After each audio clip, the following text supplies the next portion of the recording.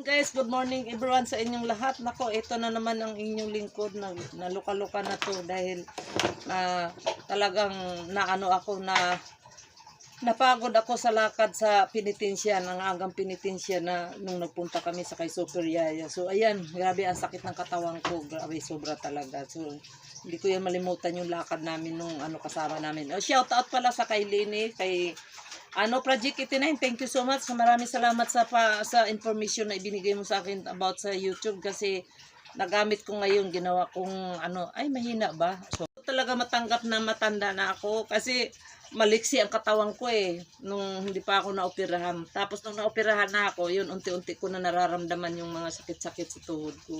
Okay lang naman yung mga sakit-sakit sa tuhod kasi normal lang yun. Pero ngayon, hindi ko ito yung doon ko na, yung pag-akyat ko na talaga sa jeep na biruin mo, etong mga nakaupo sa hilira, alam nila na bagong pasok, dapat, nila yung kaso nga kanya-kanya na nga kasi naranas ko rin yun Ginuo ko, hindi ko maihakbang yung aking paa doon, papunta doon sa may papunta doon sa may pinakadulo.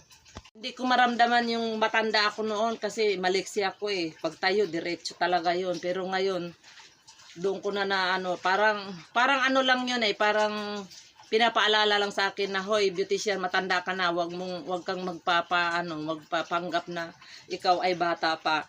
Siguro kaya rin isa rin yun na pinarana sa akin na na ganung mangyayari kasi para maranasan ko paano pagsakay ng matanda sa Inyo, ako ay marupok. Marupok ako sa lahat ng bagay. Kaya aminin ko na talaga ngayon na talagang ang matanda ay marupok. Walang kakayanan na. Yung pa naman, gusto ko pa naman mag-travel. Tapos ito, ganito pala. Sumakit yung balakang ko, hindi ako makayuko. Sumakit yung lahat ng masakit sa akin. Grabe, pati mga kaduluduluhan ng daliri masakit. Ay, sobra.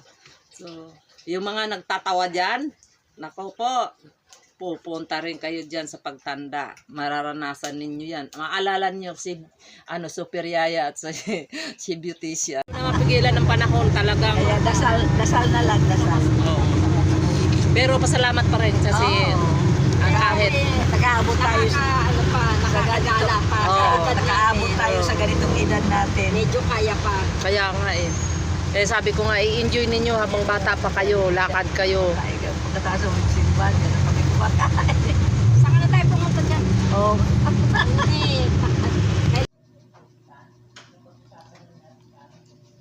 Almond. Oh, diba? So yummy.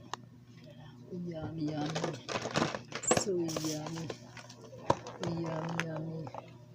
So yummy. Oh, yummy, yummy, yummy, yummy. Okay. Alright. Just swing.